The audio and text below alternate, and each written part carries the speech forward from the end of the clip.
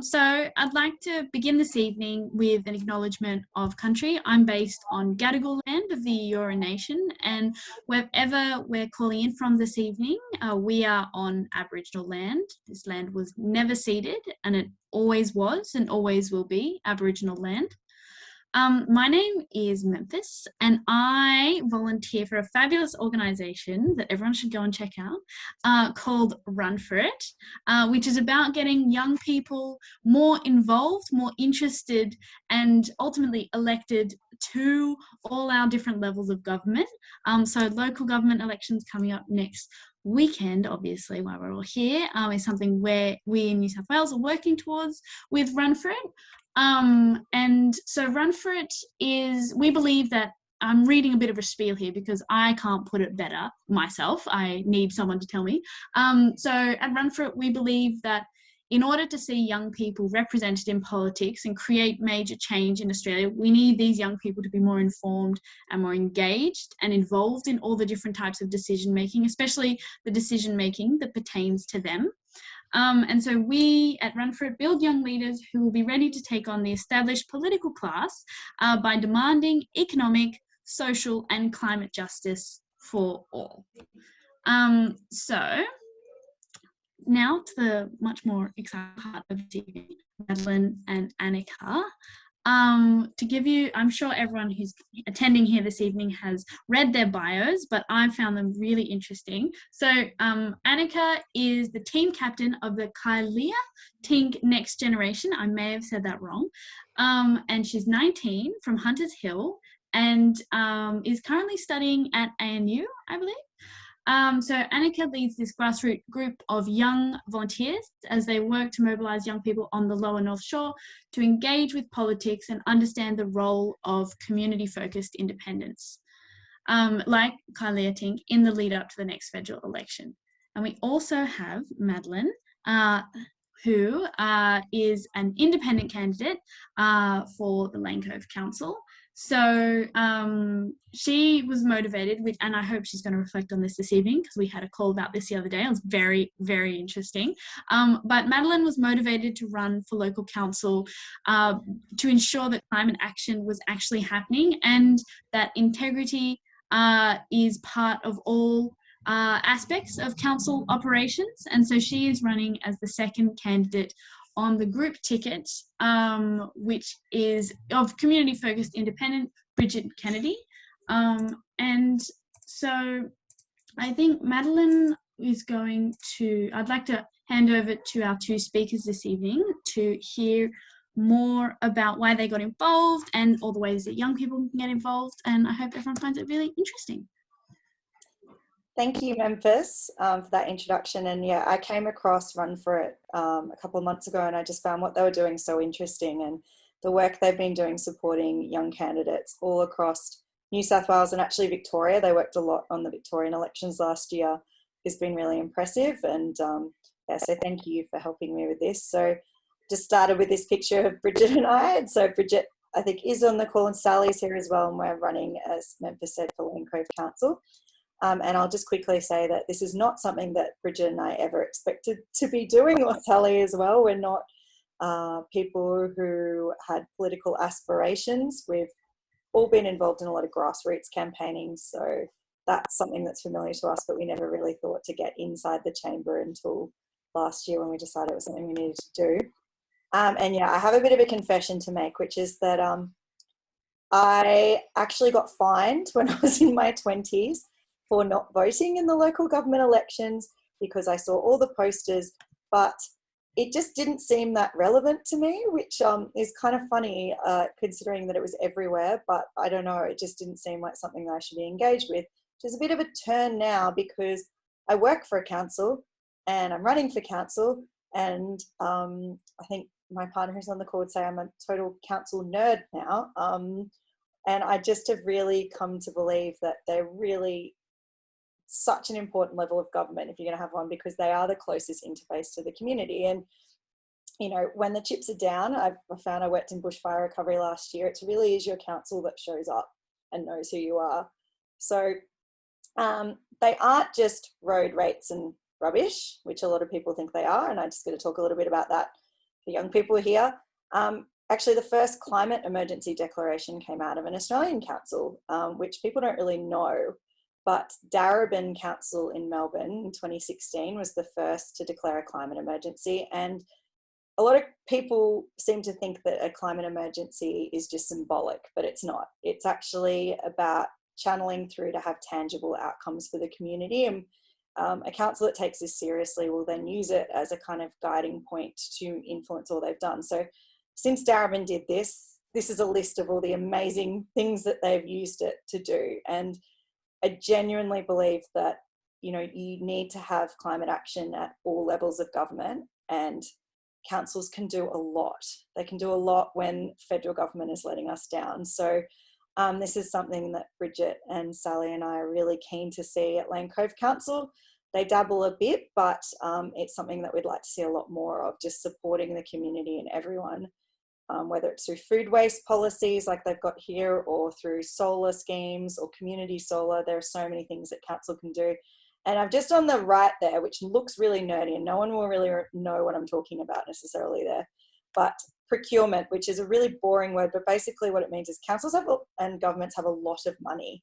And if they choose to invest it and procure, so that get the services of people who are invested in climate action themselves and making ethical decisions, that's a lot of money that flows through our economy to promote businesses and service providers that are doing the right thing too. So people never think about that part of it, but it can make a huge difference. And there's even practical things like, you know, a council can decide not to have any plastic at their events, so they're never going to procure plastic, and that can roll out across the whole council, and that's immediate impact for every event that they hold. So yeah, it's a bit nerdy, but there are cool things they can do. The reason I mention this as well is because now there's that one council, there are now 1 billion citizens in areas that have had climate change, climate emergency declarations. So that came out of Melbourne 5 years ago. And so that's a big thing that you can do. So I'm not surprised that young people like myself don't find councils that engaging, because a lot of the time councils are not particularly interested in talking to you at all. And we kind of want to change that. So we ran a community survey from July to October, and we worked really hard around here to get a representative sample of the community, and we did get quite a lot of young people. So we had, I think, over 100 people fill in the survey, and there was actually a decent representation of young people among that. And this is what they told us they wanted. So, you know, they want more local activities. So a skate park came up quite a lot. So a lot of teenagers, affordable housing is obviously a big issue. There's a lot of people like myself who are not sure that I'll ever actually be able to buy here. So that's a concern. They want more youth programs. Lighting came up, which I actually thought was a good point. Lots of parts of Lane Cove are quite dark. Diverse nightlife. We're starting to get a bit of a nightlife here, but you know, it's something that people in the Lower North Shore I think would like. Crow's Nest doing some interesting things, but I think Lane Cove could improve in that area. And programs and events that are more inclusive. So when I was saying before that councils can do a lot, the other thing I didn't mention is, you know, that they do a lot of things already that you value as a young person, like libraries or community centres, and also workshops and things like that. So there are just so many things that they can do. And the thing is that when it comes to that, our survey also told us that 83% of Lane Cove residents, young residents, they want more climate action and they want to see this happen from their council. So we want to really make sure that that's embedded in everything that we do. These are just some of the things people told us, and people are aware here that they know that we can do it, but we just need that will in council, and people are going to help us to do it. And unfortunately, Lane Cove hasn't always had that. So this is the voting record of Lane Cove Council from the last couple of years, and I think Memphis alluded to it before, but a huge motivator for me and for Bridget and Sally for running for council was that there are actually 2 active climate change deniers in our council chambers who have stood up there and say they don't believe in human-induced climate change. And this was, so Bridget was key to she's part of a small group of people that put forward the climate emergency for Lane Cove Council, and they voted against it, and they stood up there and said they didn't believe in it, and that was the real light bulb moment for us. And then actually it was remedied. There's some other things they voted against, like renewable energy procurement, so making sure all council facilities were run on it. But luckily council went ahead and put together a climate resilience plan, which was basically, like I was saying before, like those tangible things that councils can do, and having a network and a plan for that. And again, they voted against its adoption. So I know there are only 2 people, but there have been times we're not sure whether things will get through, and they have voted against things and they haven't gone through. So we really have been quite motivated by this. And every day I'm out at the polling station, I think if I'm stealing 1 vote away from a climate change denier, then it's worth it. I think that's been pretty active for me. So what the survey also told us was, that Lane Cove residents want our area to be more inclusive. And this is something that we've been really thinking about a lot. And so we wanted to make sure we asked these kind of questions in the survey. So, there's overwhelmingly young people told us that they want more support for LGBTIQ members of our community, and they're also really invested in Aboriginal recognition. So, the Camaragal people, you don't really hear much about them in Lane Cove. It's very much spoken of like if you go and look on any council website around here, there's no information. You can't find anything, and we'd like to make sure that that was explored more intensely, and we want to support the Uluru Statement of the Heart, and that being something that's recognised by our council. And that's something that young people told us that they wanted. One thing I just want to call out, and one of the reasons we've been a bit concerned about this, and I just aware that this is probably quite upsetting for people, but there have been a few homophobic incidents in Lane Cove in the last couple of years where there's actually hate crimes quite recently, and it was raised by young queer people in Lane Cove that this was something that they were aware of too. And we've been talking to youth workers, and there used to actually be a space on the lower North Shore for LGBTIQ young people to go to, a drop in, and they were support, and it's lost funding, and there's actually nothing on the lower North Shore anymore. Like if you look it up, the closest ones are in the inner west. So we think that's a real gap, and that's something that as an area we need to be looking at, because it's something that we've been told by people who work in this space and young people that is missing. So we're quite concerned about that. So anyway, that's just a little bit of an intro to us. And another thing I would say is that I'm really keen with this event, and we want to keep talking to young people, and this is about an ongoing dialogue. So one of the key things in our campaign is to make sure that we are having ongoing conversations. We don't just show up at election time. That's really not our principles. As community-focused independents, we're just here for the community, and that means that we're constantly checking in. And I think, we had to work a bit harder to get the input of young people for this survey, but you can get it. But it means you have to do things like, to be honest, they don't necessarily want to be asked by an older person what they think. So I had to put myself out there and in ads and things like that and ask young people, and I understand that. But a lot of the time the councils just don't bother, and they don't go to the spaces where young people are, and they don't try and understand what they're interested in. And look, I understand young people don't want to hear from government. I work for a council. It's a constant struggle, but you can do it if you want to try hard enough. So I'm hoping that in maybe a few years' time as well, that we would have more representation on council from young people. The average age of a councillor in New South Wales is, I think, 59 or 60, and they're generally a white man. And, that has makes a big difference to the kind of outcomes you get on council when you don't have that diversity of representation in there. So I'm running with Bridget, and, there's a real chance. I'll just say one thing. I never considered running number 1, partially as a young person, because I couldn't see how I could do it and work full time and try and save for an apartment. But I'm really excited now, because there actually is a real possibility that I will get in as well with Bridget, because the way the council system works is if you get enough votes to Bridget, so voting 1 for Bridget, she hits a quota and they start to flow down to me. And then we'd actually have someone on council who was in their early 30s and was a renter and lived in an apartment and had a whole different perspective. So we're hoping that will happen. And I'll just mention there, so election day is this Saturday, but early voting has opened across all of New South Wales. So it doesn't matter where you are, you can vote early, and they're encouraging people to do that. So yeah, just speak to Aneka.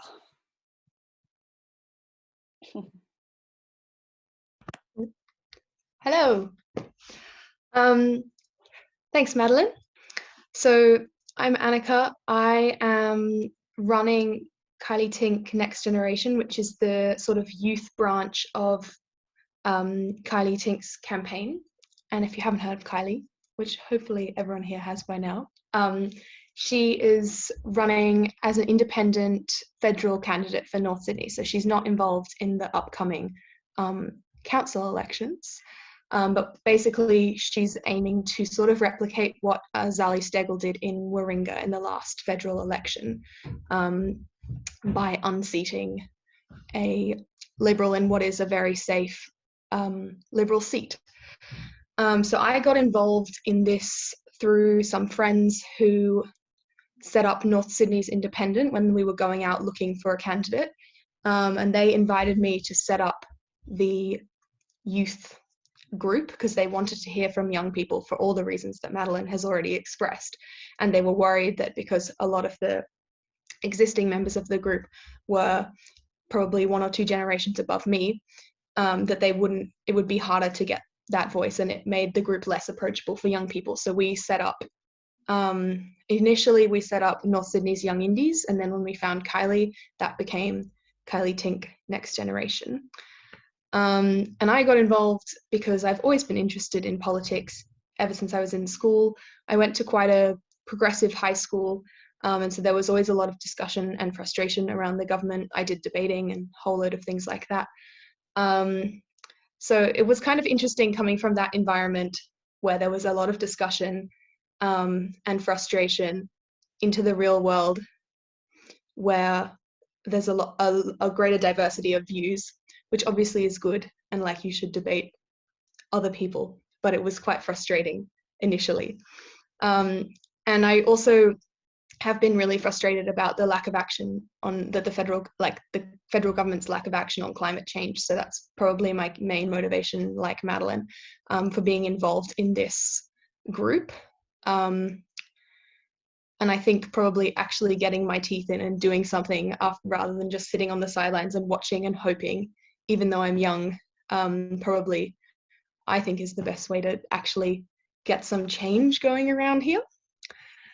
So I started in this group in, I think, April, so about 6 months ago, 6 or 7 months ago. So I've been building the group and gaining members, and I actually think a couple of them are here. So hey guys, we've got about 20 members and they're all just awesome. Mostly we meet on Zoom person, but that's been one of the really good things about this, like just meeting other young people who are motivated by similar things that I am, and being able to have these great discussions with people who are so engaged with the world. And I've learned a lot from a whole load of my new friends. So as a group, our aim is to encourage young people to engage in politics generally, and to educate young people about the role of community-based independence, and obviously through that, like, promote Kylea. But I think our aim is more broad than Kylea, in that there's a lot of disillusionment and frustration and disinterest in government among young people, or people generally, but I think particularly among young people. And so we're sort of trying to break that down a bit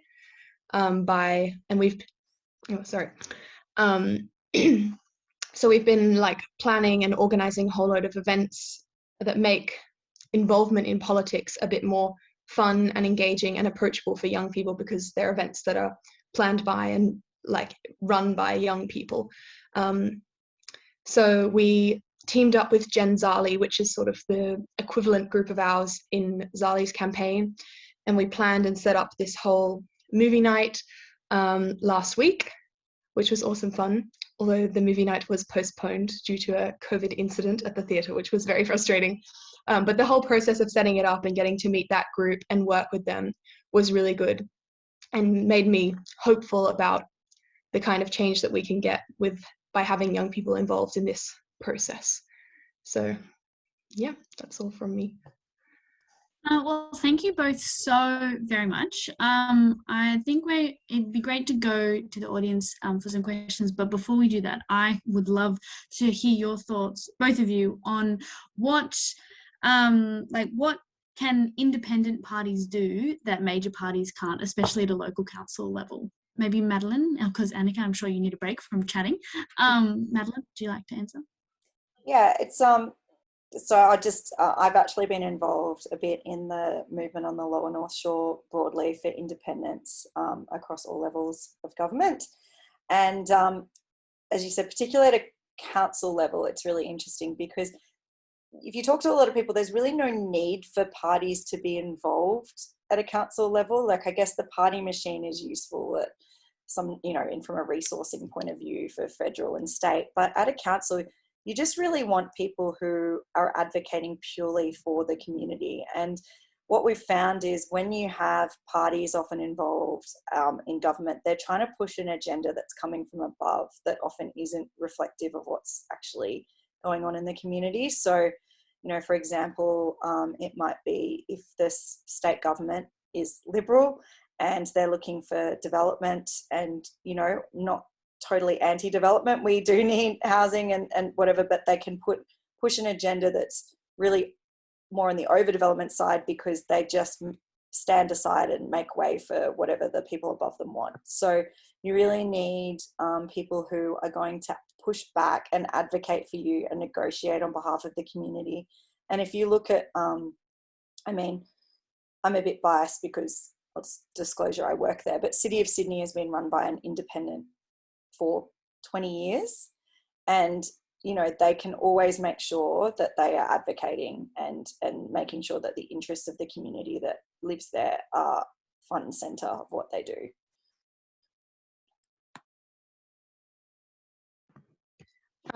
Yeah, I'll jump on that point because I was actually this is the first election that I will vote in, and like looking at all the posters around my area, I was like kind of confused as to what the role of a party representative would be like in council, especially because I live in Hunters Hill. It's a really, really small council area because we weren't amalgamated into any of the other councils when that happened a few years ago. It's the smallest council in New South Wales. Yeah. So it just seems really weird that like what is such a small community with really specific needs could be represented by a group that has an agenda that's like so far outside of that. So hopefully we get independent representation here. There are a couple of good candidates. But I think that independents are good because for all the reasons that Madeline said, but in particular, because they're free to represent the views of their community and not a party, they're able to change their view on issues really easily as the community's views shift over time. Like they're not stuck in a particular position because they're like funding comes from a lobby group or whatever in the same way that parties can be. And I think that's really important because obviously we're not going to hold the same views like forever, like things change, and therefore we should have representatives that are able to easily change their perspectives as the community's perspective changes. And obviously there are a whole lot of problems that come with the major parties, including lobbyists, which prevent them from acting on really important issues like climate change and getting a federal ICAC. So I'm hoping that like with enough independent candidates in the crossbench that like the parties will be forced to negotiate with the independent candidates at the federal level, which gives individual communities like a lot more power and say in what happens in government, because those independent representatives are accountable to their communities and have to go back and consult with their communities and make sure that they're voting on issues in the way that the individual people want to be represented, not the way that a party and some large businesses would like to be represented. So yeah. I'm just going to jump in here as well as one thing that I think is interesting that I wasn't across. So I'm sure Aneka knows what I'm talking about, but there's actually a really strong history of independence on the Lower North Shore. And all these, when I first started getting involved in the independence kind of movement around here, people kept mentioning Ted Mack, and I don't want to be rude, but my eyes would kind of glaze over because I had no idea who he was. And all these older people were like, but had Ted Mack. And I was like, didn't understand. And then I started to get people telling me who this person was, who was an independent that served first at council, then at state government, and then at federal level, and was probably the model for what you would want from a political advocate. He was out in the street all the time, not just in election time. He only represented his community. My neighbour said she'd just see him up at the mall, just chatting to people, even when he was in federal politics, all the time, just hanging out. And he always voted on his conscience and what the community wanted. So for younger people, we weren't around to experience this, but for older people, there's this memory of what it can be. And he was before Joe Hockey, and then Trent Zimmerman came into federal politics. And so we've had this legacy, and people are really proud of it. And so there is actually a real chance that at this election, they've done the polling, that even though Trent Zimmerman is not as unpopular as, say, Tony Abbott, people just go, oh, he's nice. But people understand that he is quite ineffectual, and that there is a real appetite for something else because we've seen something else. So I think that's really exciting. And the other thing that people told me about Ted Mack was he actually quit just before he was eligible for his government pension, so that he wouldn't get the politician's pension and just would be like anyone else. So it's that like real amazing integrity. It's something people remember here. So yeah, so if people mention his name and you're like, I have no idea, then that's who we're talking about. And yeah, it's worth remembering. Fact. I was going to pop that in there, that he had resigned before he got his pension. Yeah, at every level of government. He would leave. And I think someone told me the other day, he was one of the only people to vote against the invasion of Iraq in Parliament. And I didn't know that either. So I'd have to check that. But we have this legacy of integrity and better behaviour and voting, with your community. And that's really exciting to try and revive around here. Yeah. Sorry, my voice is a bit croaky. I've spoken to hundreds of people in the last couple of days. He only just passed away recently, sort of like 3 years ago. And he was still active in the community right up till the end. He was very active in the conservation organisation I've been involved in. Put his name to his signature to a lot of things. By the way, this is Sally, who is running as part of my team with me. So I'm second on the ticket and she's third. And Sally is also been very involved in the Lane Cove coal and gas group. She's the founder of that. So has been fighting against fossil fuel expansion for years. And she's one of the first people I met in Lane Cove. And I was like, I found my people. I found the local activists. There is a question in the chat, but before we get to that, I also have a question for Aneka. You mentioned being involved because of friends, and this being your first election that you're actually able to vote in, which is just incredible. But was there any particular light bulb moment, any one thing that you could define that you were like, yeah, I'm gonna do this? To be honest, not really, because it was sort of offered to me, and then I was like, okay, yeah, I'll think it over. And then suddenly I was in a meeting and it was assumed that I was sold on it. And to be honest, then there were a whole lot of moments afterwards where I was like, yes, this is correct. I made the right decision and whatever. But there wasn't a moment where I something happened and I made the decision to be involved, because it sort of happened by accident. Well, not by accident, but yeah. I think when I met Kylea for the first time, because I'd been working on it for 2 or 3 months before we found her. And when just a week before she was announced, I had a meeting with her, with the 2 heads of North Sydney's Independent, and we just chatted, and she told me about her background, and I sort of got to know her, and she was just awesome. I loved speaking to her. She was so keen to spend a lot of time working with my group and speak to young people, and she was just really approachable and lovely, and I was like, yeah, I'm doing the right thing here. This is it. Yeah. Wow, that's amazing. One question that just came in is, I can imagine politics may seem, this is from Alexander, may seem confusing and quite intimidating for many young people to become involved in, particularly in taking a stand publicly. How might the fear factor be overcome? Whoever would like to go first. Can I take this one? So I think that's like an issue that we've been battling with a little bit. And so in our group, we've sort of, I mean, obviously, I think in part it just takes a leap of faith and a little bit of bravery and trust in your own research, which is difficult when you're young and like it's all new things that you're just learning about. But I think one, like being able to work with other young people who are also new to it, who can help you learn things and are sort of forgiving if you don't know something, because they probably don't know something, and you can like help each other out in that way. But two, we tried to make like our events and our messaging sort of more informal and approachable, so it doesn't seem like this like big step. Like it's just like, oh yeah, I'll go along to a movie night and like learn about this thing. And the last thing that I would say on that is we've sort of divided our group into two teams.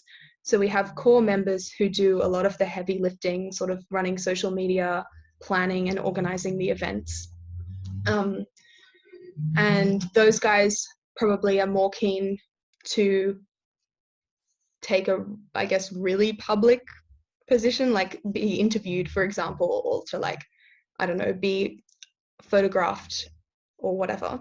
And then we have general volunteers who maybe do a bit more of like the background stuff, who don't need to like go out and speak, or they can just sort of get involved more quietly and more slowly and at their own pace, which I'm hoping is going to make the group more approachable to those who are a bit nervous about getting involved, because obviously like I was intimidated.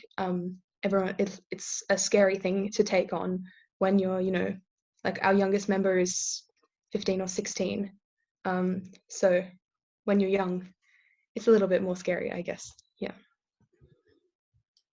Yeah, I would just add to that. I mean, one of the reasons I was apprehensive about potentially running as number one, and I'd probably be less apprehensive now, was the idea of having my face on a poster terrified me. So like absolutely terrified me, the idea of being all over the suburb. So I was very pleased when I found out that you just generally promote the number one candidate.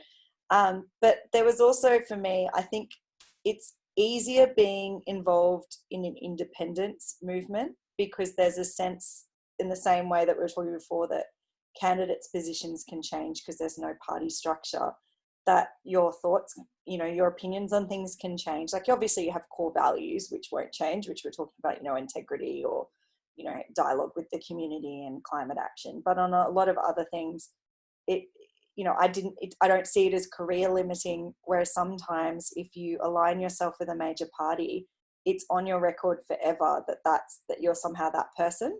And I've never felt comfortable with that. I've never felt that I could ever put my name to a party and sign on the dotted line. So I think that's one of the strengths of this. And there's a lot of understanding. The other thing I found is I think people are scared because online, I mean, I work in digital marketing and social media, and I see the craziness online every single day, but people are not like that to your face. Like it's very hard for someone to go from 0 to 100 unless they're very unstable. So most people seeing young people involved in politics are actually kind of excited by it, that you're putting yourself out there. And even if they don't agree with you, they're very unlikely to be very rude and aggressive. So I think that's something that's important to recognize. They might just not talk to you at all, but they're not going to have an active go at you, you know, 99% of the time. Yeah, I've had that a lot. Like people, even if they're like long-time Liberal voters, definitely I have no hope of converting them to the cause. They're just like, oh, like good on you, like great job, like good that you're getting involved, sort of thing, more than like trying to argue with me, which is nice, I guess, and one benefit of being younger. Speaking of, you both mentioned keeping young people involved, especially Madeline, outside of elections. What do you think young people can do to stay involved with local elections, or not local elections? Sorry, local council. Or in the other direction, actually, what role can local council play in keeping young people involved outside of elections? This is a question that I have in my day job all the time, because, as I said, I work for a council, and you know, people don't want to hear from councils, and it's also difficult because so much of social media that young people engage with is personality based. You know, if you look at TikTok and things like that, and it's not really, it's a bit weird getting a spokesperson for government, and that also feels weird if we go and find some person and try and be cool. Like, no one wants a council to be cool. Like, it's just, Or doing dances. yeah. So it's something that we're struggling with a bit.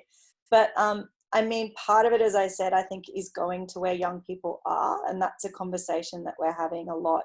And I work with the consultations arm of my work quite a lot, and these are conversations we're having. Like, if you're having a development of a park, and it makes sense to have engagement in that park. So if people go there, then go where they are and talk to people, because it's very hard to just infiltrate into their lives. Like, and a lot of young people as well are not going to want to give you their details or things like that. So it's a constant, it's interesting. One of the things I find really interesting that some councils do is actually running engagement workshops with children in schools, and so having it part of the curriculum. So, you know, kids need to do civics or whatever at some point, and so if they can see that they've been involved in something and had their say and has outcomes. So some councils, including the council I work for, we actually co-design playgrounds with kids. So they actually tell us, like, we'll be like, okay, well, this is a space, and they draw drawings, and then the architects and stuff actually come and interpret it. So if you can get that engagement, I think, at such a young level, then they would actually see that the council is listening to them and interested in them, because there's such intergenerational, like, lack of equity, like, and in planning and things like that, when young people are going to be here and we're going to inherit the decisions that are being made right now. But some of them don't seem that important, but, you know, we need to be at the table, because, you know, decisions we make now, if you look at the trees that you plant now and the way we're dealing with green canopies and things like that, we need those for in 20 years time. They take a long time to come through. So I don't know if that answered the question about engaging, but I think we should be doing more engagement with kids and teenagers in schools for a start. No, that definitely did. And Aneka, I'd love to hear your thoughts as well. And there's parts of what you said, Madeline, that I'd love to go back to once Aneka's reflected.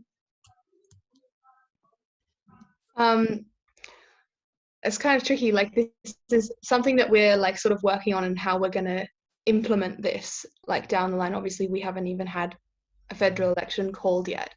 But I think one thing that I've been talking a lot with Kylea about is sort of having ongoing consultation, whether that means that she goes to young spaces, or whether that means we set up something like this on a semi-regular basis and sort of chat through policy positions and issues that young people are facing.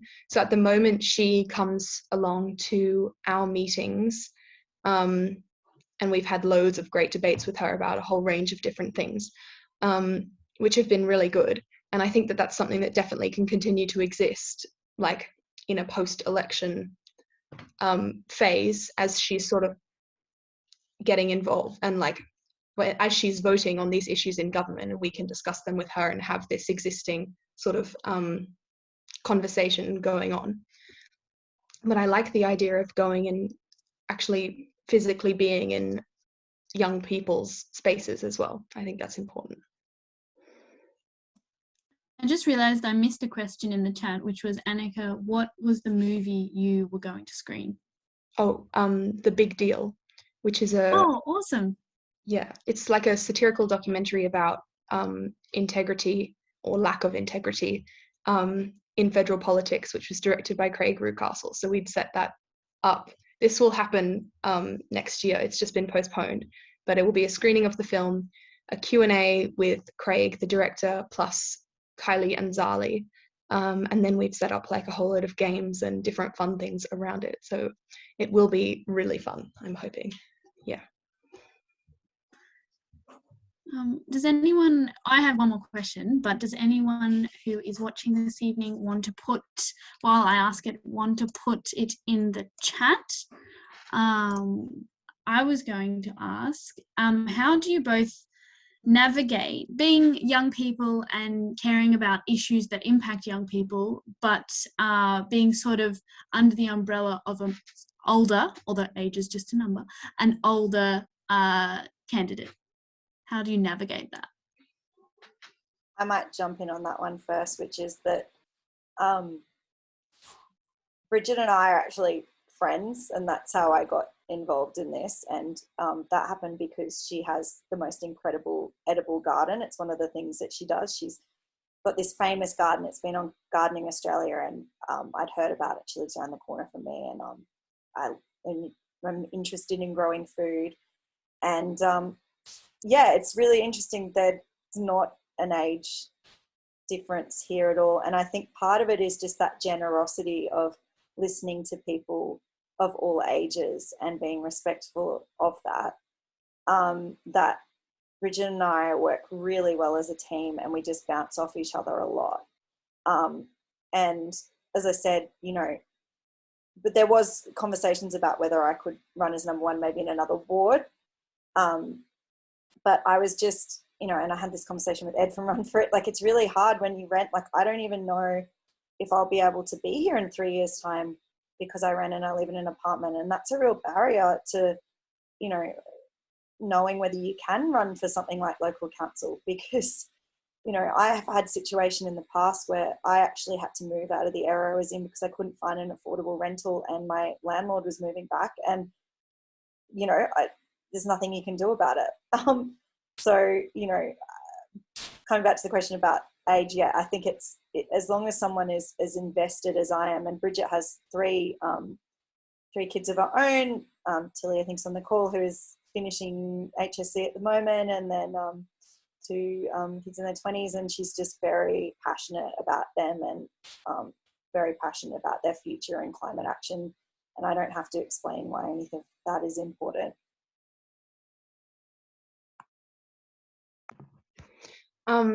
Yeah, so sort of I'll speak along the same lines, but basically to sum it up, like I trust that Kylea is a true and good advocate for young people, because one of her like primary motivations for stepping up into this role, in that she's never been a politician before, is to leave the world a better place for her kids and grandkids. Like it's not, there are no sort of selfish career improving motivations here. It's all about making change for the generations that are going to inherit this country. And as I said before, like we work really closely with her, and she genuinely seems interested in listening to what we have to say. So I trust that on the back of those conversations, she will consider this perspective of young people in sort of developing her standpoints around particular issues. Didn't she also run a charity for young people? Well, she set up the sort of pink cricket thing at McGrath, because I'm going to try and remember this, but basically I don't remember the name of the woman who set up the McGrath Foundation, but they were friends, and she was working there when her friend, who was the owner of the McGrath Foundation, passed away. And Kylea sort of stepped in temporarily in that role, and then ended up being there for sort of 6 or 8 years, and grew the charity from a very small group to something really massive and now pretty well known. And I think the cricket thing is for young people. I have not really, it's not something that I follow very closely, but I don't know. But she did work on a charity, yes. The McGrath Foundation, I think, is, I actually emailed them yesterday, so this is how I know this. It's breast cancer, I believe. It's about, well, maybe before we wrap up, I would love to invite you both to share any final reflections or encourage people in any direction that you need to before we wrap it up this evening. Do you want to go, Aneka? Sure. Well, I'll say thank you to everyone for coming along. So nice to have a little audience, even if it's not in person. And so if you are young, roughly between the ages of 15 and 30, and interested in being involved in the group that I've set up to help give young people in North Sydney a voice in federal politics, you can follow all of our socials at KT Next Gen, or send me an email at, it's on the screen, or visit Kylie's website and you can volunteer there. But thank you all so much for coming along. Yeah, and I just would like to say thanks to Aneka and for Memphis for joining me, and a great conversation. And yeah, I just really encourage people to get involved, because it's really fun campaigning. Like, it's really it's such an experience getting involved up until election day. It's, if you've never done it before. So I've been involved in a few federal campaigns, and I actually door knocked a lot for in Zali Steggall's area last election, just because I don't even live there, but I just can't stand Tony Abbott that much that I just wanted to spend every weekend making sure he didn't make it in. So we won that battle, but we didn't win the war. But I think this this election, you know, as I said, there's a really exciting opportunity to change. And what I saw in Warringah was you have to start having these conversations with your community early and giving people permission to believe that they can have something else, because a lot of people just still don't think that it can happen in their area, and we know it can. It's happened all around Australia. I think there's 35 Voices Of groups now, which are grassroots groups that are looking at putting independents up at the next election. And they are just there because they feel like they're not listened to by, you know, whoever's representing them in Parliament, and they're not getting movement on the issues that matter to them. And we've now seen, you know, we've had it happen in Indi, in Victoria with Cathy McGowan, and then Helen Haynes, had Zali Steggall, and Karen Phelps was there in Wentworth for a little bit, and there's another movement there. That this can happen, and this can actually really change things. If we're going to get movement on action, and action on climate change and on integrity in politics, the only way is if we change the system as it's looking like now. And I really think it's really exciting what's happening. And yeah, I encourage you to check out Kylea Tink. You know, I was involved early in the kind of conversations about finding someone, and they really looked to find someone who could represent our community and what our community wanted. And I was skeptical whether we would find someone, and then I met her, and I think it's really exciting. So that's my spiel. And then vote. So, and tell your friends to vote, because what happens is young people, when they start saying, oh, it won't change anything or whatever, that is the point when you really need to vote and get engaged, because when we're not looking, that's when bad things happen. So the more disengaged you are, the more permission you give, I think, the politicians, to act badly. So, you know, this election, as I said, early voting for local government is all this week, 9 to 5. And then Saturday, if you want to have a democracy sausage, you can go and do that as well. But yeah, voting is so important, and make sure you tell your friends. Thank you both so much. Thank you everyone for being here. I hope everyone has a fantastic night and enjoys their democracy sausages or their early polling and being organised. Love both options. Thank you all for being here. Bye. Thank you.